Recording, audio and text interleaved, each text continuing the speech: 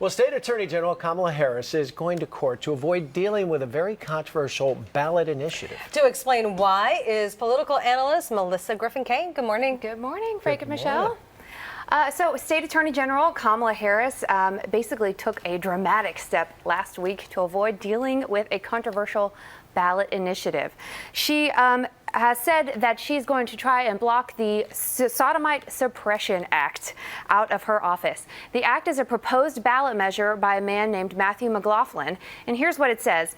Any person who willingly touches another person of the same gender for the purposes of sexual gratification must be put to death by bullets to the head or any other convenient method.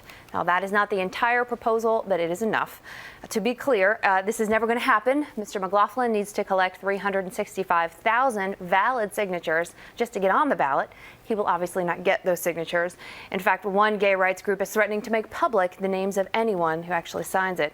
But even if it could get the signatures, the proposal won't pass. And even if it did pass, it would clearly never take effect because it is definitely unconstitutional. So, for all of this, why is Kamala Harris so upset? Because her office has to write the official summary and title of any proposed ballot measure, even ones that are crazy or vile or unconstitutional. They all have to go through her office. And last week, she announced that she would ask a judge to create an exception to that requirement because this is such an extreme case. Yeah, you would think they might, but do you think the judge will go for it? Well, you know, judges can do anything. You know, I always say it's great to be a judge, but so it's possible, but it's really not likely. The law just does not have an exception for really horrifying proposals. But she's not crazy for trying. If you think about it, she's running for Senate. And look, even if she wasn't, she's been given an unbelievably offensive task. It is certainly better if she can say, hey, I tried to get out of it, but the judge made me do it. Don't blame me. I'm just doing what I'm sort of forced to do. So is the man behind the measure, is he going to defend it in court? Well, Mr. McLaughlin is an attorney.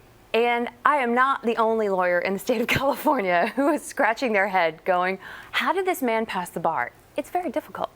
At any rate, he is an attorney and he might show up to court to defend himself. But so far, he's been completely silent and no one has been able to locate him. So it's doubtful that he'll actually show up. I will tell you, though, there is a petition to disbar him that has gathered thousands of signatures. And a new ballot measure has been proposed that's directed right at him called the Intolerant Jackass Act. It has been submitted to the Attorney General, and it would require McLaughlin to attend sensitivity training and donate $5,000 to an LGBT charity. The chances of that passing are actually probably pretty good. I guess so. Okay, thank you very much. Thanks for having me.